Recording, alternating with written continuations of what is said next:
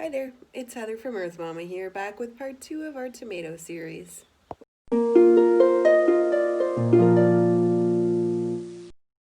Today we're going to talk about 3 topics: self-pollination to increase fruit production yields, and 2 pests, early blight and how to treat it, as well as the dreaded tomato cutworm.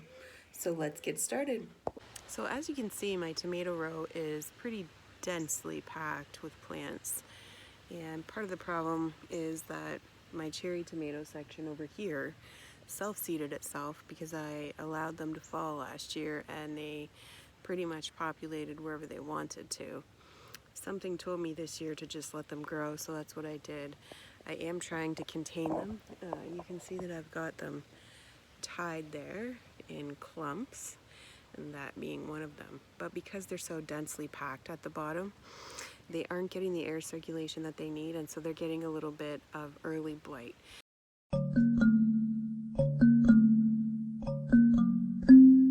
Noticed the blight on the cherry tomatoes before, but this is actually the first time that I've noticed it on my regular tomatoes, and I really don't want to see blight coming in on my regular tomatoes because I do have quite a few of them in there. Some of the leaves have a little bit of blight.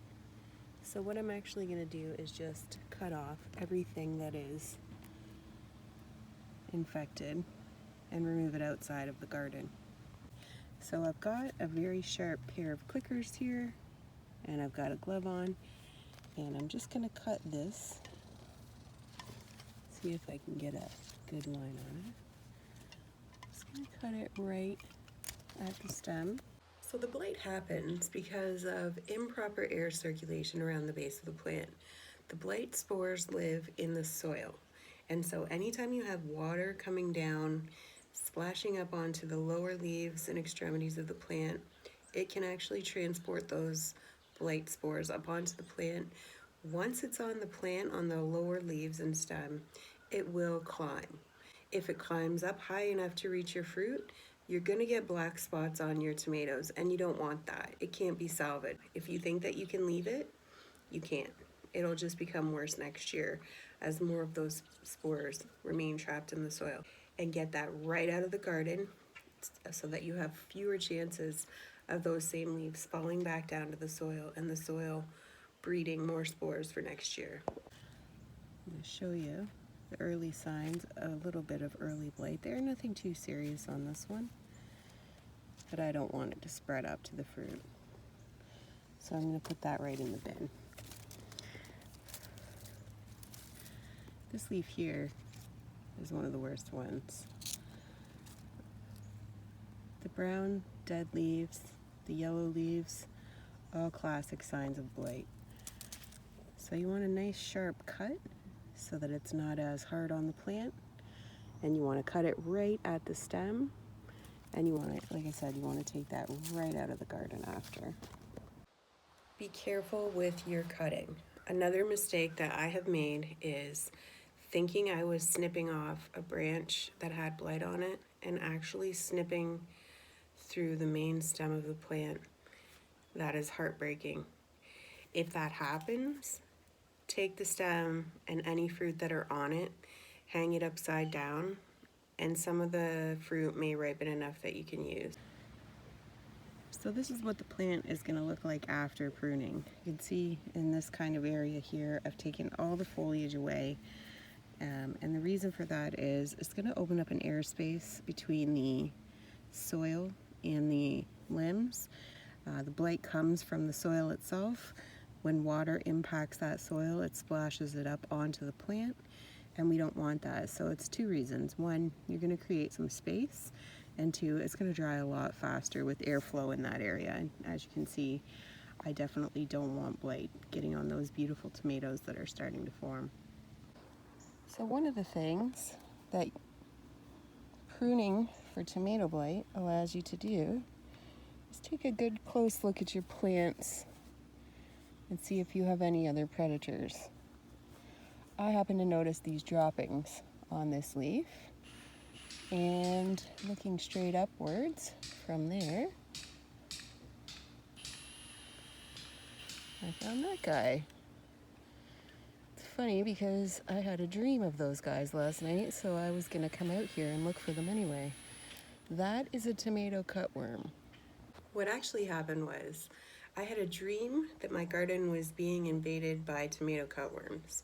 I went out first thing in the morning to look for them, but I didn't see any. But what I did see was the blight on my tomatoes for the first time. So I made a note to myself to come back out in the afternoon after work and treat the blight. And that is when I found the cutworms. So I guess the point I'm trying to make here is that when you become in tune with nature through gardening, you're gonna think I'm nuts, but the garden can communicate with you. If you get a dream of some type of pest or problem in your garden, don't ignore it, because I don't know exactly how it works, but I do know that this is the second year in a row that I have dreamed of a cutworm in my garden, gone out, and the very next day found one. I personally think that when we become in tune with nature and the earth in our environment, that somehow the energy picks up in your consciousness and you become aware of any kind of threats facing your garden. The funny thing is, I did come out here looking for these once already today because I had that dream. But since they're so camouflaged, it's extremely hard to see them unless you happen to be up close and personal. A tomato cutworm infestation can be devastating. I will be keeping an extremely close eye over the next 3 or 4 weeks, inspecting my plants twice a day to look for more. I did find 2 of them, that one guy that I showed you and another one. If you find them in time, you can prevent an infestation.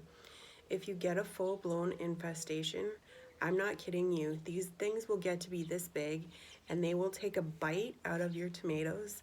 You will not even believe the size of it. I've seen toonie-sized holes in the sides of tomatoes from these things. So the best bet is to monitor very closely, be vigilant, get rid of them in the beginning before they get too big or before they get a chance to multiply. So my daughter has decided that she wants to keep it. So we're putting it in this container, but that's what it looks like. If I find any more, I'm squishing them. Okay, back to the blight. So this is what it looks like after. You can see that I have a lot more space around the roots and the base of the plants. And I'm also going to change my watering style. I was using a sprinkler and raining from the top down, and I think that was part of the problem. So my husband is making me a soaker hose. FYI, that's what the drill sounds were. Apologies. As I'm editing this, I'm noticing that you can hear the sounds of my husband's drill as he's drilling holes in our old hose to make me a soaker hose. So sorry about that. So it's morning now, and I'm going to show you a quick tip on how to make sure that you get a lot of tomatoes. These are the flower clusters here, and what I like to do is go down my row and just tickle them, because you're knocking the pollen down into the flower, and that's going to make sure you set a lot of fruit. I always like to kind of give them a little bit of love, enjoyable for them as much as possible. You babies, you sure are a beautiful plant. Yeah, you're gonna make a lot of fruit, aren't you? Yeah. And you can see down here, it's what I've done to set these fruits. And this is what my row looks like now. I ran a soaker hose along the bottom, and it's morning, and I'm just gonna go turn that on. I'm just giving it a little bit of water along the roots, and I'm doing it in the morning. because you don't want to put your tomato plants to bed with wet feet if blight is an issue. And sometimes you don't get as much water pressure at the end. Here's the end here, just clamped off. And one thing you can do about that is just to elevate the front end a little bit. So I've got this little fence here that I had my sweet peas climbing, and I've just gone up and over a little bit just to give the gravity a chance to work its magic on the soaker hose. You're not going to get as much flow at the back end as you are up front here, obviously, but sometimes just having that little bit of a hill to come down can help the water get back to the far end there. So that's it for blight. You want to open up the airspace, limit movement in the garden when the plants are wet, remove the bottom foliage, make sure there's no splashing of water. A soaker hose or watering from the bottom can be better than raining down from the top. To treat the cutworms, you basically want to hand pick them and then never take your eyes off the garden again until the threat of them have been removed.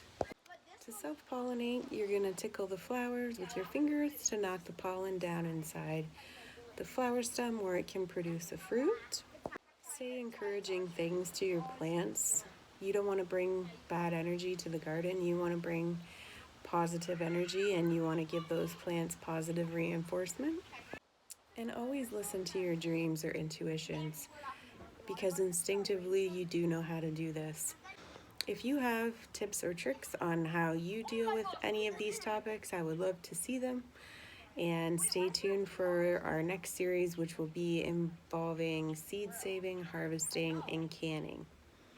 Thanks for watching. Don't forget to like and subscribe. Stay calm, everybody. It's going to be okay. We're going to get to a better future out of all of this. I believe that.